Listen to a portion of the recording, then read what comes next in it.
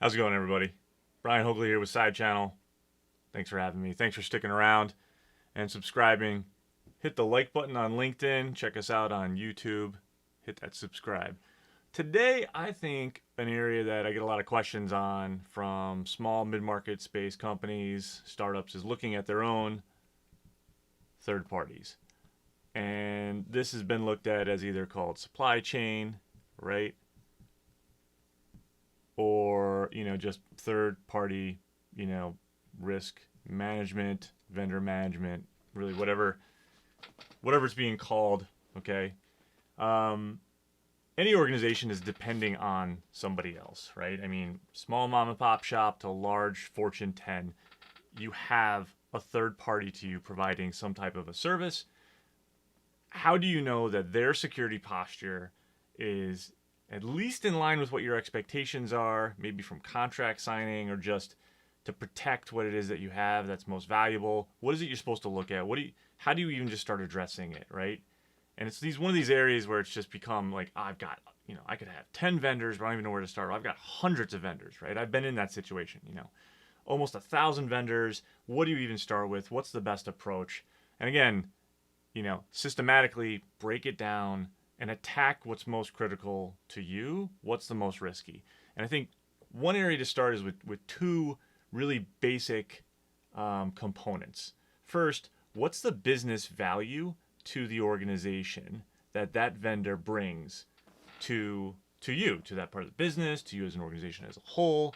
And then what type of data does that vendor have access to? And by looking at and plotting out, a view here, you can begin to kind of see, hey, here is where my vendor, risk is, and those are the ones I should start with first, because I think a lot of people look at vendor risk, supply chain, and like, I got to do everybody, I gotta figure all of them out. It's not going to happen. Number one. Number two, there's no way you're going to be able to do it. I guess it's the same as number one, but so systematically breaking it down, right? What's the value to the business, right? Does the org that you're using, the vendor, whoever that is, are they providing some type of really niche service where they're the only one, maybe in the space? That value drives it higher, right? That's kind of the scarcity component. Is what they do based on volume. They just happen to process or do a lot of things for you as an organization.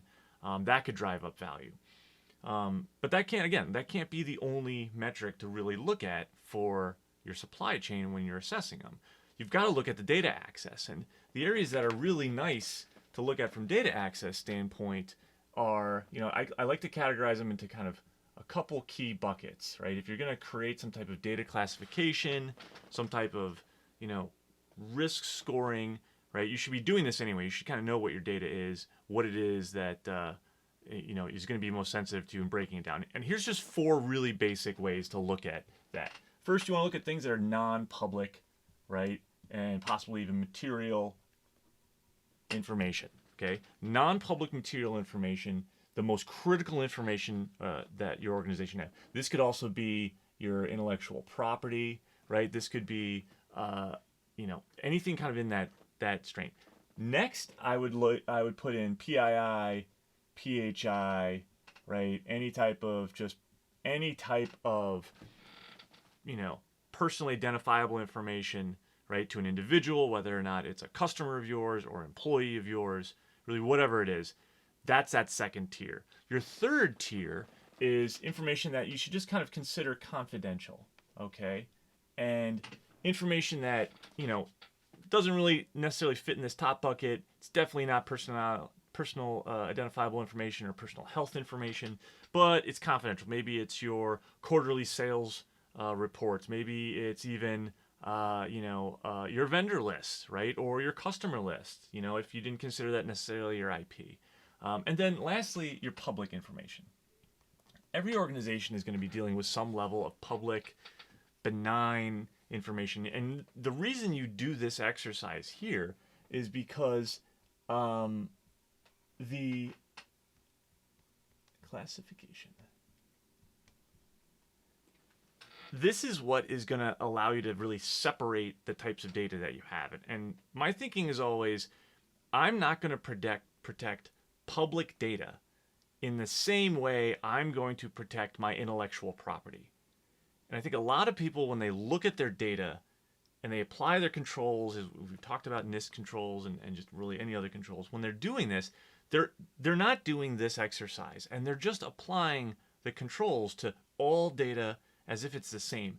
If you break this up, now you're able to like section off and say, hey, out of the intellectual property, this maybe constitutes maybe only 5% of my data. It sits on 5% of my systems. Maybe PHI, if you're not really customer heavy ingesting, PII or anything, it's just my employee data. Maybe this is something like, or maybe 10% or less. Okay. Your company confidential probably makes up a bulk load of what you've got. And then, this is the remainder. It's, it's some fluctuation, but you're going to see something like this, that you don't really need to protect as much information as you think you do at the highest level. So how does this work out when you're coupling it with, the business value? And we put a free tool out on SideChannel.com. Check it out under tools. It's a free vendor assessment. We give you the ability to take 25 vendors and do this simple plotting, right? And we didn't put in a lot of information into like what, does business value mean, because it's supposed to be a tool to just, again, guide you on the right direction of where am I going to start. And you're going to figure out quickly, hey, here is your tier 1 data, right? Here's your tier 4 data down here. And you're going to find out, hey, I have vendors that are high level of business value, and they plot in company confidential. Okay, so maybe they're sitting, here. I've got a medium level, but they're touching, they have access to PII, right? I've got other ones that are down in this space here. Maybe I got a cluster of vendors that do some similar stuff. They're somehow in this area, and I've got the really big vendor space that's up here. Just doing this simple exercise, you can immediately look at and figure out who are the vendors you're going to go start looking at first, right? It's going to be these guys in this upper right-hand quadrant, right? They've got access to the most important information, and they have the most value to you as a business, right? Now, this data access can be either information that you're sharing, you as an organization, right, have all of your data, okay? And either, it's kind of a couple different things. Either you're sharing bidirectionally or maybe even unidirectionally. You're sharing with some other vendor, okay, some third party. Or you have, most cases with like IT service providers, right? Or just maybe offshore or onshore resources or some type of contract labor, right? They have some type of access into your organization to provide or perform some service. Through that access, they're going to have some type of access further to the type of data that they have just based on their roles. These guys here, right? This IT group who's performing, as an MSP, they're going to be really clutch to look at, hey, what type of accesses do you have? I want to be, they're going to have probably a high value because they're offsetting costs for you as an organization within your IT group, right? They're going to have access to maybe because of admin privileges, just as an example, and they're going to really force them into this upper right-hand quadrant. Those are the vendors that you want to look at first and foremost when it comes to, who it is that we're going to risk rank. Because again, you could have hundreds of vendors in this space. I mean, if you did this exercise and plotted everybody out, you could literally have an entire quad chart just filled. And if you stand there and you look at this again systematically, hey, here is where I need to focus. These guys right here, right? Because they have the most business value and they have the most, the most important data access, right? Or the most damaging data access. So again, like take the time to, before even going maybe into your supply chain, do a data classification, break it out. Maybe you only have 3, maybe you have 5 tiers, but whatever it is, take an approach like this, okay? Then figure out what the business value is of each of your vendors. Do that exercise. And I guarantee you do that, you can use our free tool, you can essentially do this on a whiteboard or on Excel, whatever, you do this exercise through and through, you're going to find who it is you need to start with. And then from there, right, you can then branch out. Next, I'm going to go over, what are the steps? What are the things that you want to be looking at when you're assessing these vendors, or really any vendor, that's going to give you the most bang really for your buck. All right. I hope you like this episode and this component here. This is great. I think these are going well, and I hope you hit the like button. Check us out on YouTube for the long content of this. We'll be putting out just the short content on LinkedIn, but check it out, subscribe, smash that like button, and thanks for watching. All right, so we've talked about where to start your assessment, right? And we went over the really basic quad chart. Okay, you're looking for groups that are sitting in this upper area because the value to the business and the type of data based on our classification, right? Our data classification is set. You've done this exercise. You figured out where these vendors are, right? You've run maybe our free report tool, whatever it is, but you've got a good sense now of where to start. Now the question is, how do you go ahead and assess? What is it you're going to do? What are you going to focus on? What you want to focus on with third-party vendors is something that is realistic and attainable, right? You're going to hear me say this about your own controls, like your own abilities, but when it comes to your third parties, you really want to be able to, one, kind of keep the business happy. You want to be able to maintain the relationship, right? This vendor was sought out and picked out for a reason by the business because they're providing a service, their cost-cutting measure, some niche capability in the market that your organization needs to succeed, right? They weren't just kind of picked, ideally, they weren't just picked out of a hat. So there's a value that's perceived by the business that needs to be taken into account. Your job as the CISO, the security practitioner, is to really go in now and figure out what is the security, what is the risk presented by using this vendor or allowing this vendor to be able to touch the data that you have inside of your organization, right? What can you do? Well, first, you're only focusing really on your top 10, 20% of vendors that are going to be deemed the most critical based on business value and especially the type of data that they have access to. I would even say that business value, even as it goes down, if the vendor is touching any type of like really critical data, your assessment needs to be stronger. So what can you do? Well, first, again, you're going to hear me say this, but let's align to NIST, okay? And you can take the CSF, but I would even go so far as to say that like you maybe don't want to look at the whole thing because that's not going to be realistic. But develop the set of controls, and if you really look into the NIST CSF, you can find them and you can really kind of pull them out. But what are going to be the ones that are going to be most important to your business to assess? And I would beg to say that there's probably only about 50 controls within there that you could be asking any of your vendors and having them attest to them. And you're going to see probably, as more vendors and more organizations are adopting NIST, ideally they're already saying, hey, we follow the NIST CSF, or we follow this recognized standard, so they should be able to kind of turnkey that around, okay? I think the ways of just asking for a SOC 2 Type 2, they don't really work for small mid-market businesses. One, because it takes too long.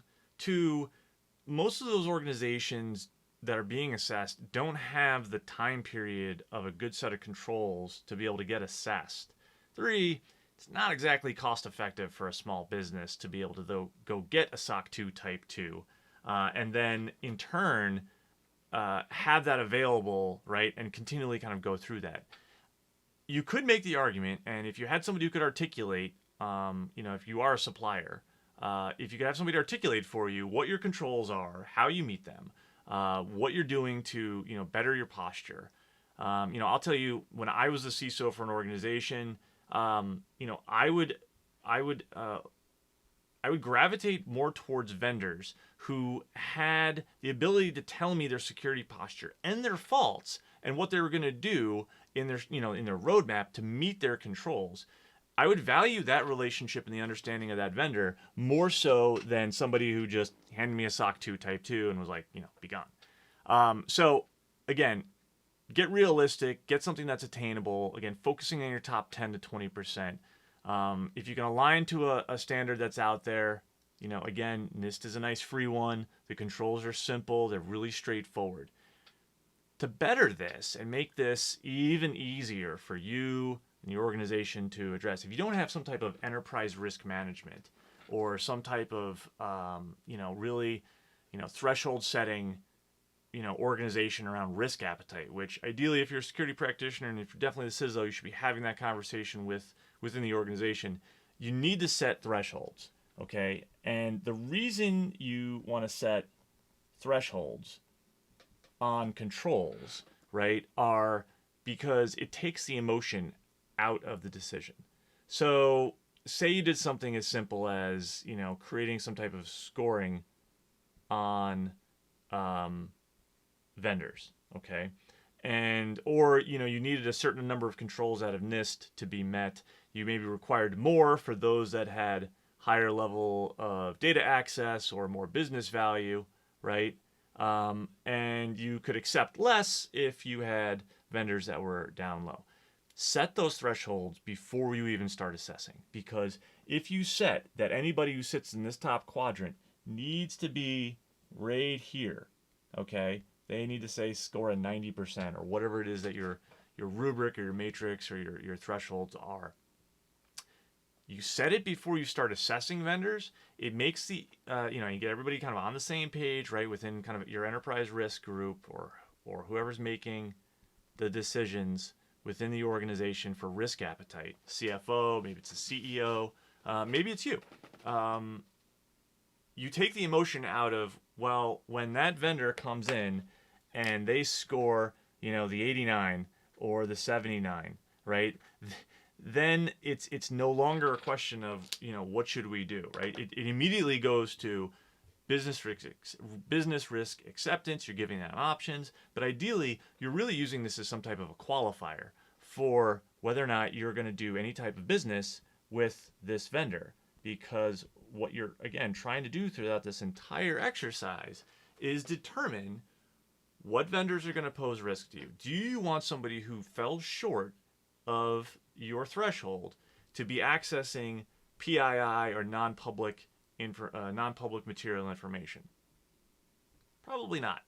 So you set the thresholds, you take the emotion out of it. It makes it a lot easier to have the conversation as you kind of push things along. Now, that being said, I think it's imperative for the client, the one that is assessing their third parties, to really open up dialogue with the vendors that are sitting in this space that are touching your data. You shouldn't only know them through an email and the acceptance of them filling out your forms. Really get to know who these folks are. Get to know who they are on the other side of the phone, maybe even do an on-site visit and audit them. Ideally, that's somewhere inside of your contracts that you've outlined with them at contract. If it's not, definitely something you want to start getting into. Really, your contract language. I can't probably stress enough your contract language importance to a success of a third-party vendor management program. Ideally, these controls here are the ones that are flowing into your third party or into your contract language, and that's what's being asked by whomever, and it's what's going to require some type of a signature before it actually goes ahead and forward, right? So by taking these, wrapping them into your contract, you've now made security part of the purchasing decision for a third party, or maybe even the renewal. So again, some key areas. You've got starting with data classification, setting up who's going to be where within your matrix based on business value and data access, and then setting your thresholds prior to doing these exercises of figuring out who's within here, getting a realistic and attainable set of controls or requirements of your vendors, and then getting that information well into your contract language to help you with not only your purchasing power but your purchasing decisions. And ideally, the overall goal is obviously to drive down risk within your organization, but specifically within your supply chain. Hey, I'm Brian Hoagley. Thanks for watching. Check us out on SideChannel Sec or SideChannel.com, YouTube. Hit the like on LinkedIn, and we'll see you next time. Thanks again.